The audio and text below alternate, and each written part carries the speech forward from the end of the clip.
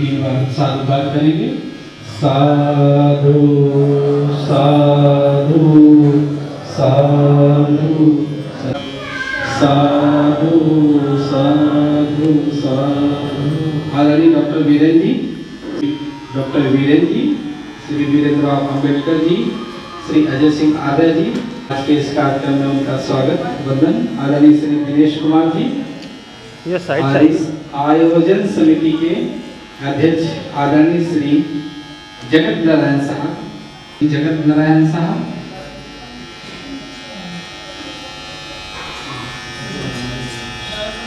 आदरणीय श्री प्रदीप कुमार जी,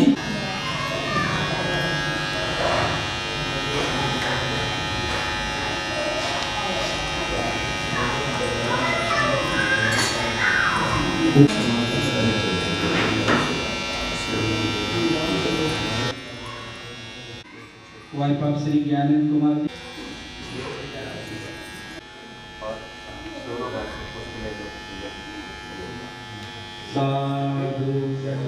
डूब जा रहा है पढ़ाई करते बच्चे, तो वो भी ऐसा करें। अपने मन को आती जाती सांसों पे लगाइए और अपने होठों पर मुस्कुराहट लाने की कोशिश कीजिए।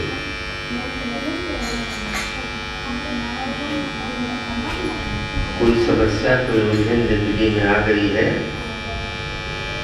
जिसका समाधान नहीं सूझ रहा है, तो अपनी आती जाती सांसों को देखने लगिए।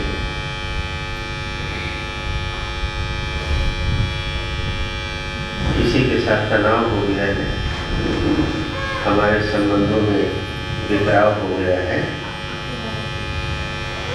हमें उसको फिर से व्यवस्थित करना है, तो आती जाती सांसों को देखने लगिए।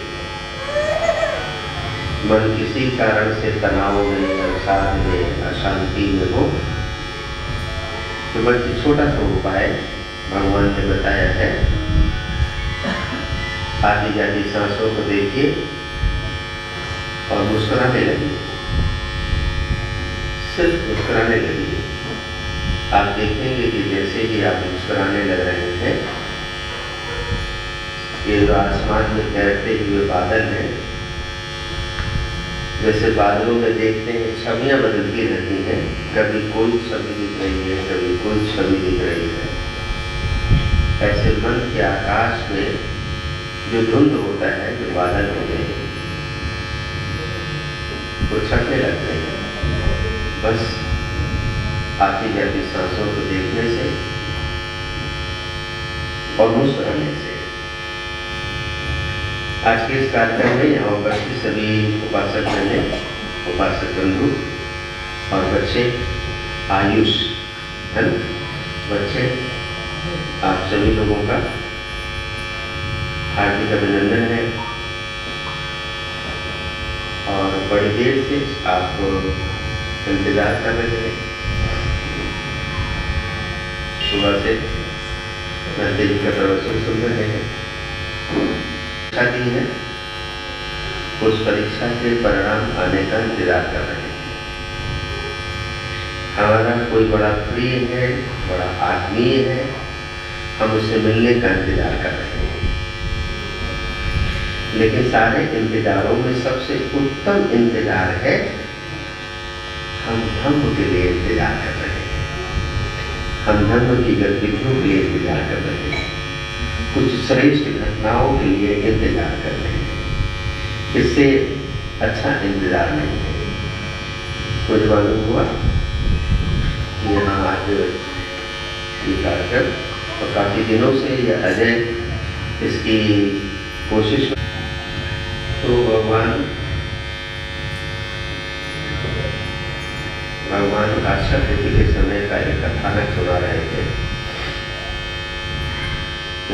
किया कथा में ये प्रसंग है। भगवान काश्यप बुद्ध अपने महासंघ के साथ दान की महिमा सुना रहे थे कि दान का कितना महत्व होता है। हम सब थोड़ा बहुत ही धर्म के बारे में जानते हैं। 10 पारमिताओं में पहली पारमिता दान पारमिता कही गई है। पारमिता का मतलब होता है पार लगाना। जो हमको पार लगाए उसको पारमिता बोलते हैं, जो पार लगाते हैं। तो पार लगाने के भगवान ने 10 साधन बताए हैं। उनमें पहला साधन बताया है दान। दान से हम पार लग जाते हैं, मुसीबतों के पार लग जाते हैं, भंवर के पार लग जाते हैं, गंजा बातों के पार लग जाते हैं। तो भगवान दान की महिमा बता रहे हैं कि दान की महिमा सुनते सुनते एक अकिंचन आदमी के मन में ऐसा संकल्प हुआ कि हम भगवान के पावन संग को भोजन दान कराते हैं। और उसने भगवान से उठकर प्रार्थना की कि कल हमारे यहाँ आप भोजन दान के लिए आए। जब भी संघ को कोई भोजन दान के लिए बुलाता है तो संघ नायक हमेशा पूछते हैं कितने लोगों का भोजन दान, क्योंकि जैसी जिसकी क्षमता वैसे भोजन दान कराते हैं। कितने लोगों का भोजन दान। तो श्रद्धालु उपासक ने कहा भगवान आप सहित पूरा संघ भोजन दान के लिए आमंत्रित है। आप सहित पूरा संघ भोजन दान के लिए आमंत्रित है। तो जैसा अर्थ कथा कहती है, भगवान के संघ में 20,000 भिक्षु थे। 100, 200, 500 नहीं, 20,000 भिक्षु थे। और उसने भगवान से ही पूरे संघ को भोजन दान के लिए आमंत्रित किया। कब? कल एक दिन में 20,000 लोगों के भोजन की व्यवस्था हो सकती है क्या? बिटिया की शादी करते हैं, बेटी की शादी करते हैं, 4 महीने 6 महीने पहले से मेनू डिसाइड करते हैं, कैटरर बुक करते हैं, दुनिया भर का इंतजाम करते हैं, तब 500,000 लोगों के खाने की व्यवस्था कर पाते हैं। लेकिन भगवान के समय का काल देख के भारत ऐसी सोने की चिड़िया नहीं कहा जाता है। एक दिन के निमंत्रण पर 20,000 लोगों को भोजन कराने की क्षमता इस देश के लोगों में थी। तो वो इस कारण भारत को सोने की चिड़िया कहा जाता था। तो उसने क्या सुन रखा था? दान देने का पुण्य है, लेकिन दान देने के लिए प्रेरित करने का महापुण्य है। 20,000 लोगों को मैं भोजन दान कराऊंगा, इस इच्छा से उसने भगवान के संघ को भगवान सहित आमंत्रित नहीं किया। भगवान ने निमंत्रण स्वीकार किया तो वो अपनी बस्ती में आया, अपने गांव में आया और लोगों को बताने लगा कल हमने बुद्ध प्रमुख संघ को भोजन दान के लिए आमंत्रित किया है। जिसको जितने भिक्षुओं को भोजन कराना हो मुझे लिखवा दो। तो जैसे जिसकी क्षमता सब लिखा रहे हैं अपना अपना नाम। भाई 30 भिक्षु मेरे घर भेज देना, 10 भिक्षु मेरे घर भेज देना, 100 भिक्षु मेरे घर भेज देना, 200 भिक्षु मेरे घर भेज देना। जैसी जिसकी क्षमता अपनी अपनी क्षमता के मुताबिक सभी लोग ऐसे सब घरों में लिख दिया कि कल हमारे घर 200 भिक्षु भोजन करेंगे, कोई कह रहा 10 करेंगे, कोई कह रहा 20 करेंगे, अपनी अपनी क्षमता। क्योंकि हम बार बार कहते हैं, कोई अलग से नहीं कहते, भगवान के वचन है कि दान करने का बड़ा पुण्य है, लेकिन दान के लिए प्रेरित करने का महापुण्य है। धर्म करने का बड़ा पुण्य है, लेकिन धर्म के लिए लोगों को जोड़ने का महापुण्य है।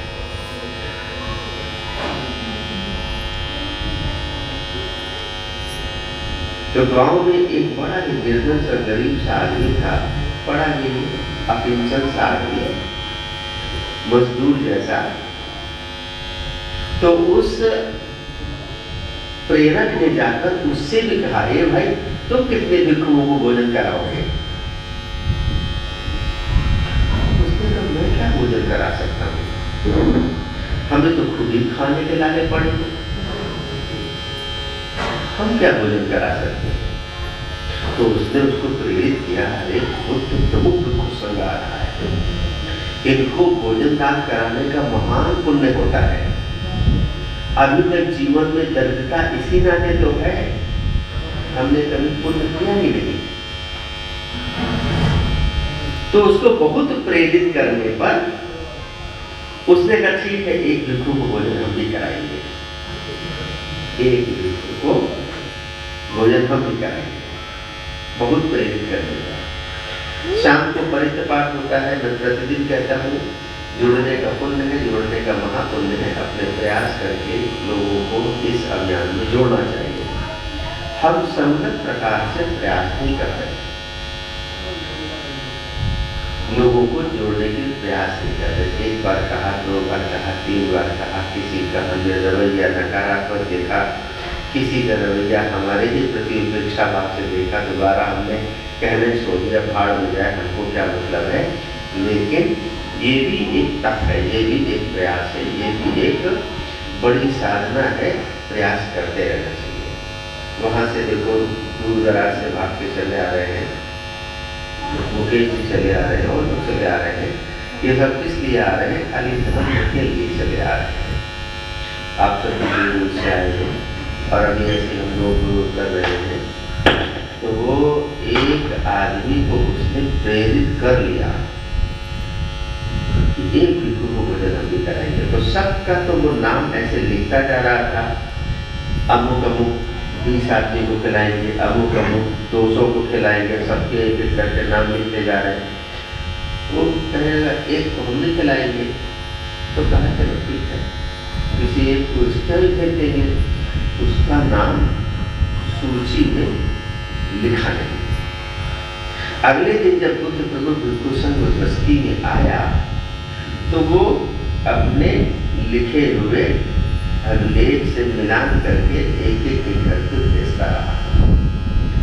10 उनके घर, 20 उनके घर, 100 उनके घर, 200 उनके घर, और सबके घर भिक्षु एक एक करके चले।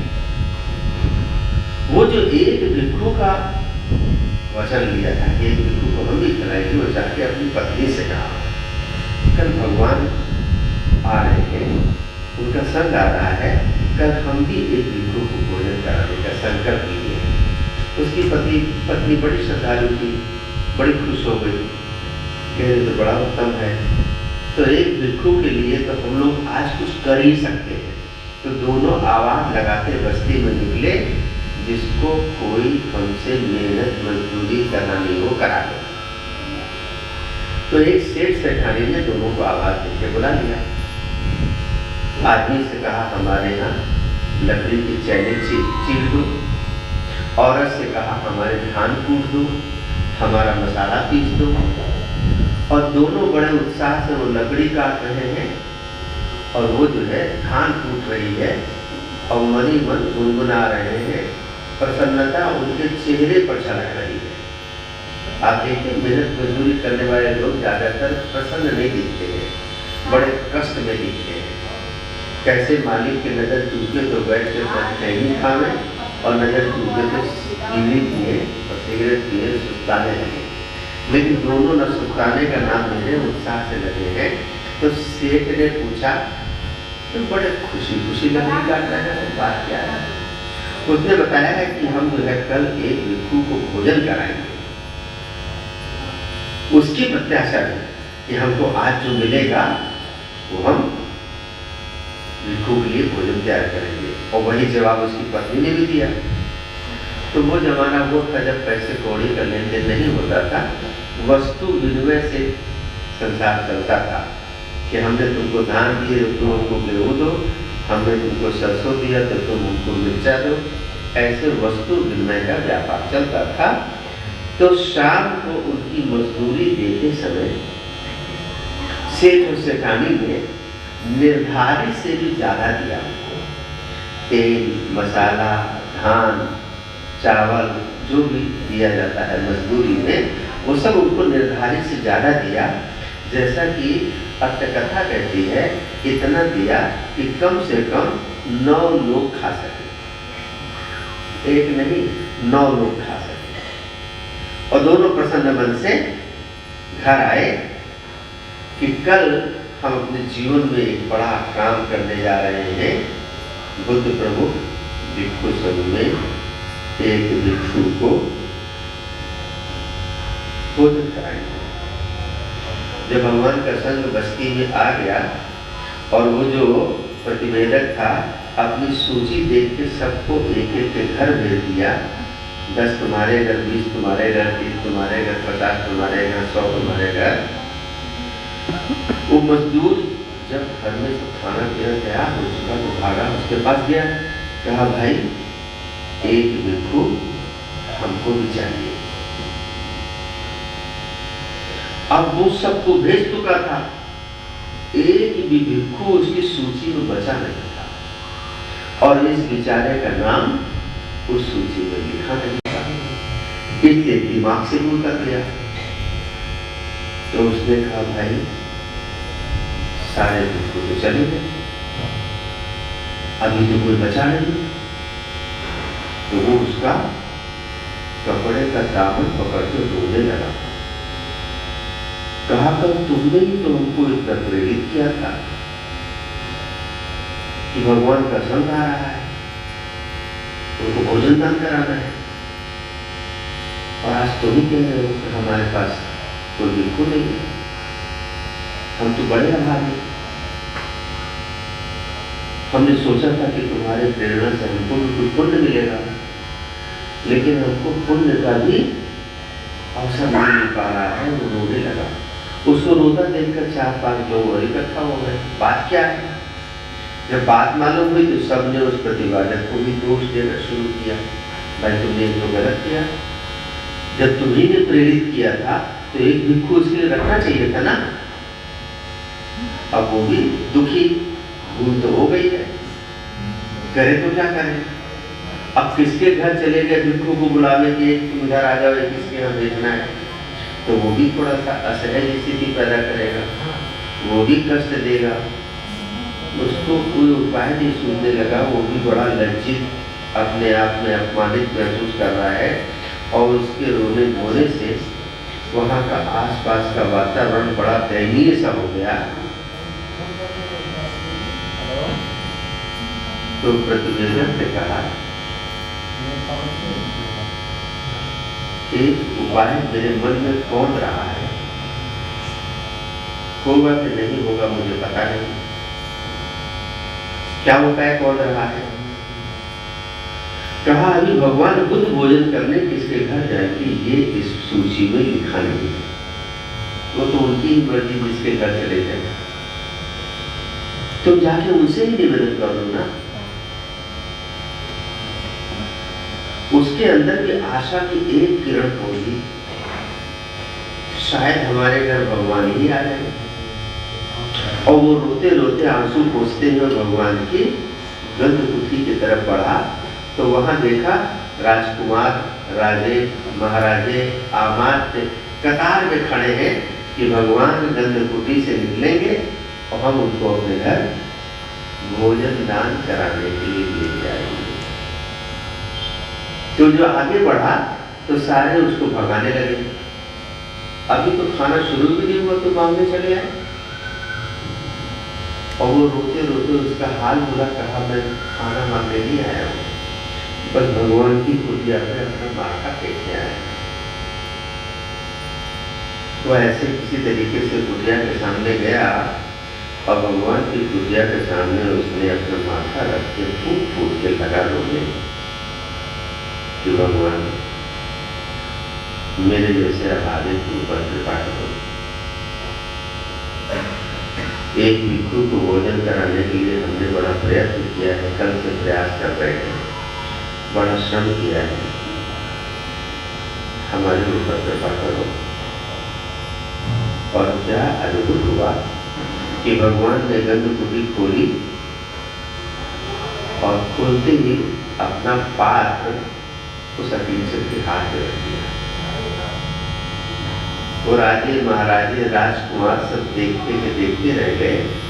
और अब वो भगवान का पात्र लेके चल रहा है और भगवान उसके पीछे पीछे चल रहे कि आज इसके घर भोजन ग्रहण करना है।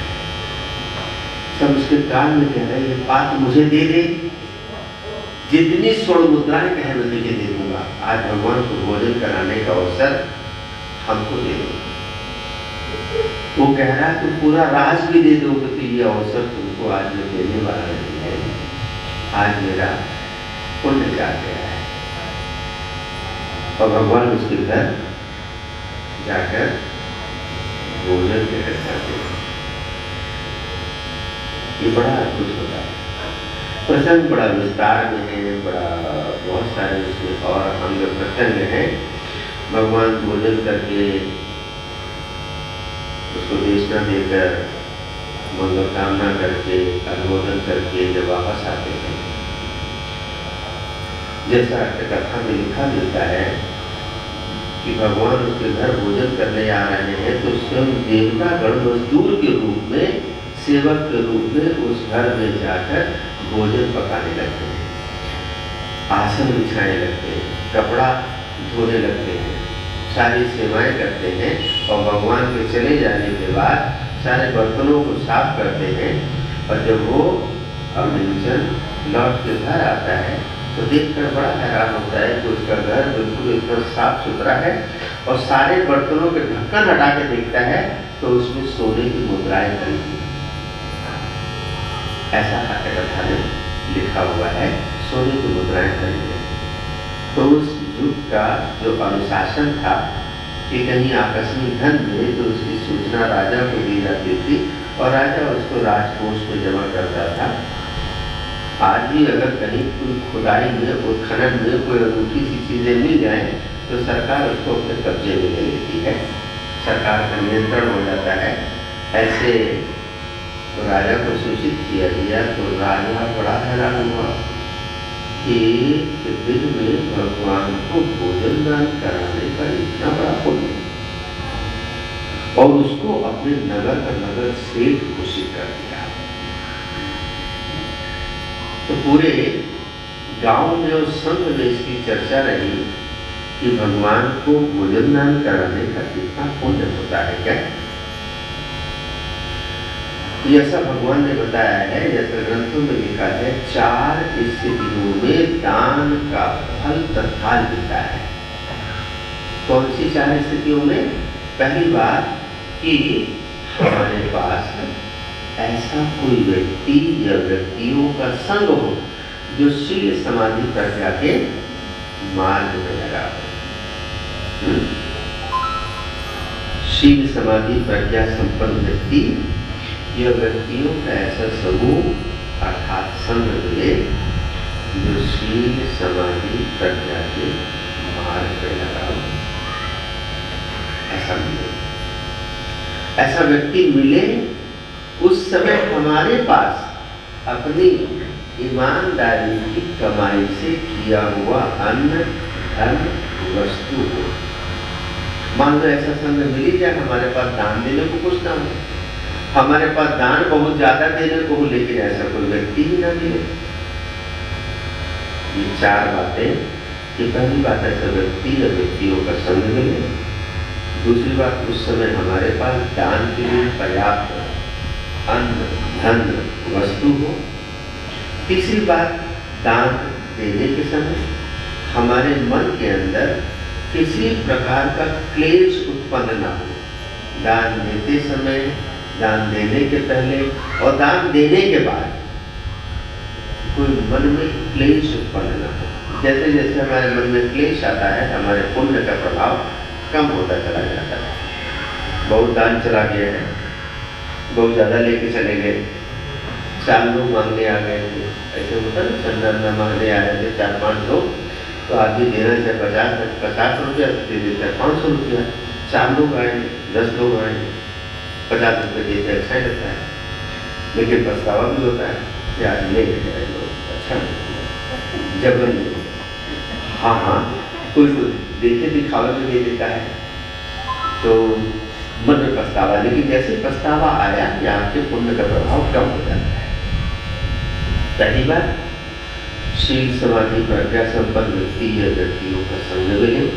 दूसरी बात कि ऐसे समय हमारे पास ईमानदारी की कमाई से संरक्षित अन्न हो, धन हो, वस्तु हो दान देने के लिए। तीसरी बात, दान देने से पहले, दान देने के दौरान, दान देने के उपरांत हमारे मन में क्लेश न आए। और चौथी बात कि हमारा दिया दान जिसको दिया है उसके लिए शुभकारी हितकारी भी हो। ऐसा नहीं कि हमने ऐसा खाना किसी को दे दिया कि अगला बीमार पड़ गया, ऐसे कपड़े दे दिए कि दूसरे पहनने वाले को खुजली होने लगी। ऐसा होता है ना, देखते हम लोग ज़्यादातर ऐसी चीज़ों का दान करते हैं जो हमसे, जिनसे हम ऊब चुके होते हैं। इसको श्रेष्ठ दानों में नहीं गिना जाता। ये इस 4 प्रकार की स्थितियाँ हो तो भगवान का कहना है कि ऐसा दान तत्काल फल देता है, उसी दिन फल देता है। हम लोग संग वंदना करते हैं, संग वंदना पढ़ते हैं, यदि रंग चत्तारी पुरुष योगानी अट्ठा पुरुष भोगला ऐसे भगवतो सावक संगो आवनेयो पावनेयो दक्षिणेयो अंजलि करणीयो अनुत्तर पुण्य खेतनो कसाती। ये जो भगवान का पावन संग है, आवनेयो आवाहन करने योग्य है, बुलाने योग्य है, आइए आइए। पाहुनेयो आ जाए तो उनको पाहुना बनाने योग्य है, अतिथि के रूप में रखने के योग्य है, दक्षिणा देने योग्य है, दक्षिणेयो दक्षिणा देने की योग्य है, अंजलि करने योग्य, हाथ जोड़कर वंदना करने योग्य है। और वो क्या है? अनुत्तर पुण्य क्षेत्र, ये पुण्य का अनुत्तर क्षेत्र है। किसी के मन के अंदर पुण्य की अभिलाषा हो तो संत को दान करो, संत को दान करो। सारे संग को पानी पिलाओ, कुछ नहीं होता बताशा पिलाओ।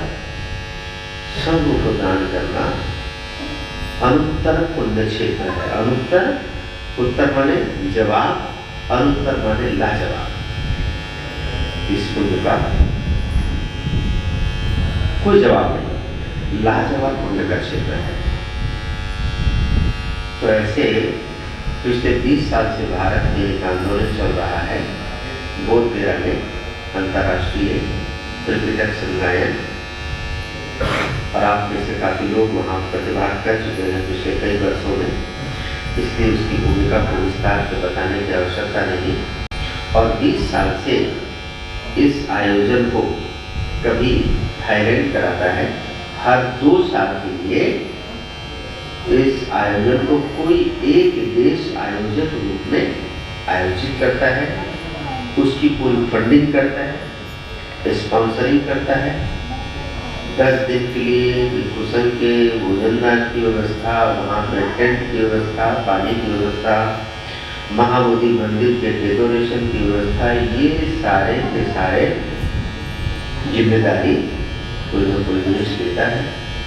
अभी जैसे इस समय 23-24 में ये जिम्मेदारी कैम्बोडिया ने ली हुई है। इससे पहले ये जिम्मेदारी वियतनाम के पास थी, उसके पहले ये जिम्मेदारी थाईलैंड के पास थी। जैसे आप देखते हैं ओलंपिक में हर 4 साल के बाद किसी एक देश को ओलंपिक के आयोजन का अवसर मिलता है। ऐसे ही अंतर्राष्ट्रीय त्रिपिटक संगायन को आयोजित करने का अवसर किसी एक देश को 2 साल के लिए मिलता है। और पिछले 20 साल से ये आंदोलन चल रहा है बोध गया में। और हैरानी की बात यह है कि आज की तारीख तक भारत ने इस आयोजन की जिम्मेदारी के लिए आगे बढ़ के मांग ही नहीं किया कि हम इसका आयोजन करें। भगवान का देश, भगवान का धर्म, भगवान की वाणी इस देश में दुनिया के लोग गुंजित कर रहे हैं, लेकिन भारत देश के लोगों ने आगे बढ़कर कभी भी इस बात के लिए कोशिश ही नहीं की कि हम इसके आयोजक देश बनेंगे। अपने महान बोधिसत्व बाबा साहेब डॉक्टर अम्बेडकर के धर्म बल से रत्नों के बल से 2 साल पहले जो लोग हमारे साथ वहाँ थे वो इसके साक्षी हैं। वही बोध गया में हम लोगों ने यानी समन्वय सेवा संस्थान ने ये संकल्प लिया, बाबा साहेब के धर्म दीक्षा के 70 साल पूरे होने के उपलक्ष्य में 2026 में 70 साल पूरे हो रहे हैं। 70 साल पूरे होने के उपलक्ष्य में भारत 2025 और 26 में इंटरनेशनल क्रिकेटर चैंटिंग का आयोजन पेश होगा। ये बात मैंने नागपुर में भी कही, साधु साधु करने से ये आयोजन हो नहीं पाएगा। और ये आप सब माताओं बहनों से भी कह रहे हैं, खाली साधु साधु करने से आयोजन हो नहीं पाएगा। ठीक है, आयोजन होगा कैसे कि हम सबको अपने तन मन और धन से इसमें लगना होगा।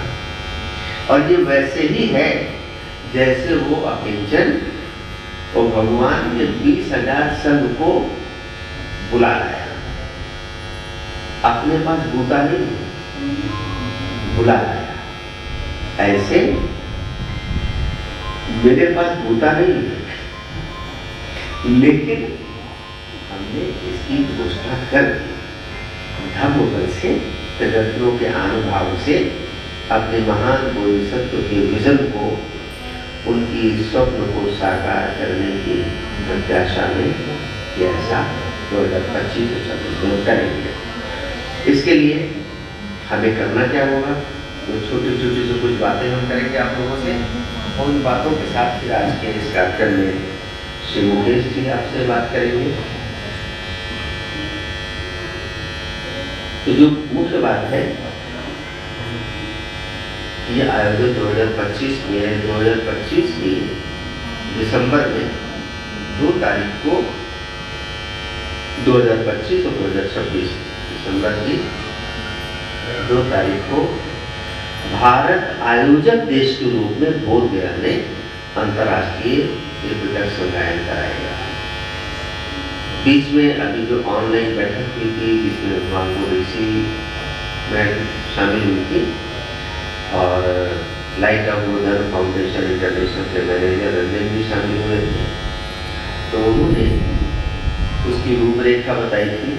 जैसे अभी यहाँ पे जो आज का कार्यक्रम आप कर रहे हैं, इस कार्यक्रम की तैयारी आप सब लोग कितने दिन से कर रहे हैं?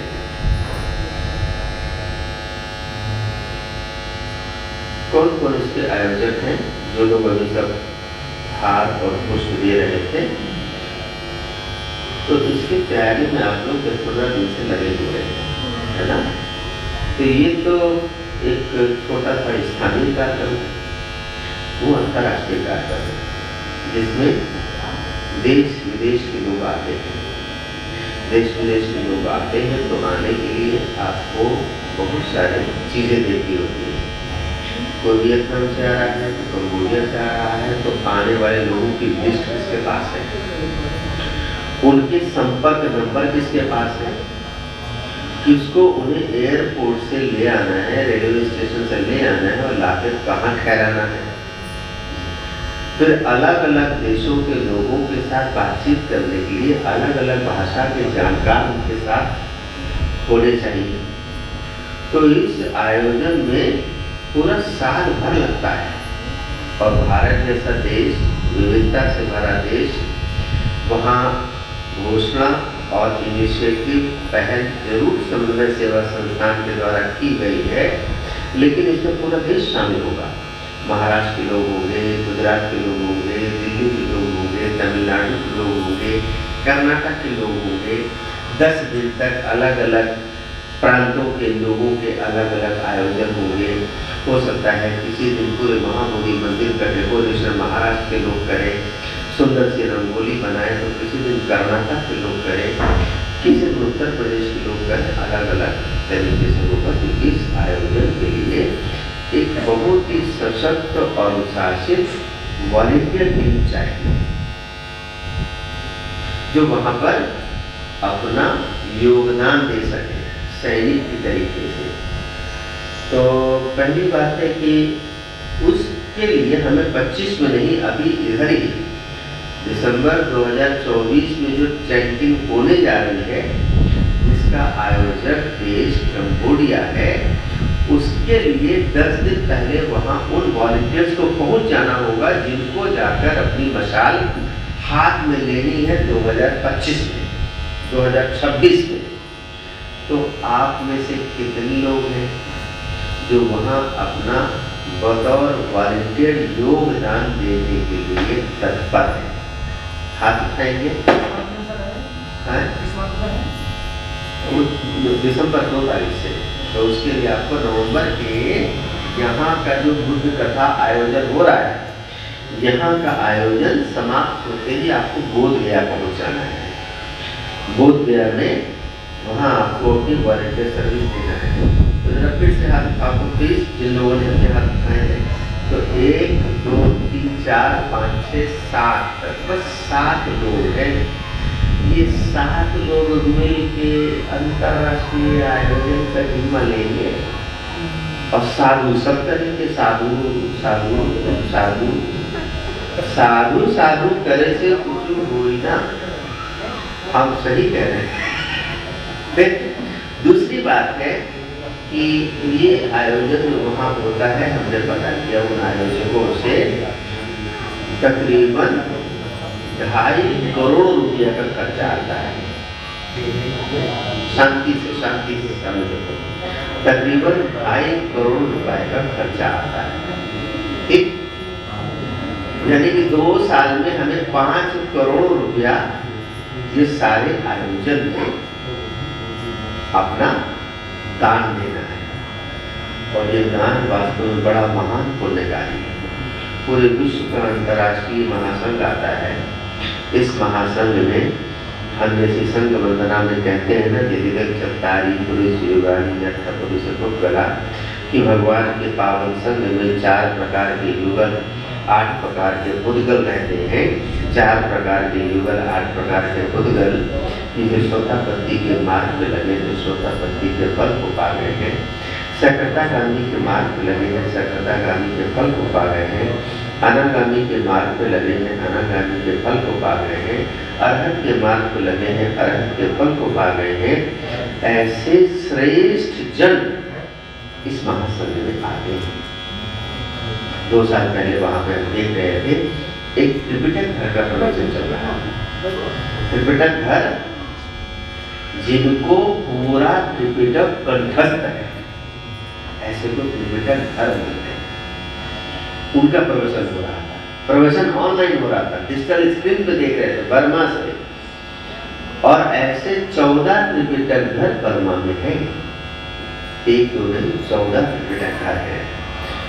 और वो पूरा त्रिपिटक कंठस्थ किए रहते हैं। कमाल की बात है।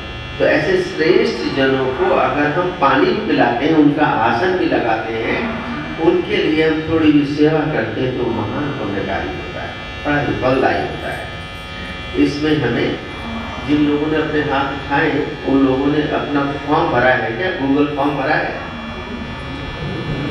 नहीं भरे हैं। गूगल फॉर्म ग्रुप में, संस्थान के ग्रुप में उपलब्ध कराया गया। आपने भरा है? भर दिया है। तो उन सबको भी नाम लेकर उसमें भर दीजिए। तो हम उम्मीद कर रहे हैं कि समन्वय सेवा संस्थान की तरफ से वहाँ पर हमारे कम से कम बहुत कम से कम हो तो हमारे 60 वॉलंटियर तो होने ही चाहिए। ये तो खाली उत्तर प्रदेश में समन्वय सेवा संस्थान की बात कर रहा हूँ। हो सकता है और प्रांतों से भी आएंगे, क्योंकि अभी अपने इस आंदोलन में महाराष्ट्र से लोग अच्छी संख्या में जुड़ रहे हैं, छत्तीसगढ़ से लोग जुड़ रहे हैं और भी प्रांतों से लोग जुड़ रहे हैं। तो मुझे उम्मीद है कि उत्तर प्रदेश और शेष प्रांत जो लोग हमारे साथ परित्र पाठ में जुड़े हुए हैं, वो उपासक उपासिकाएं मिलाकर हम 100 वॉलंटियर तैयार कर लेंगे।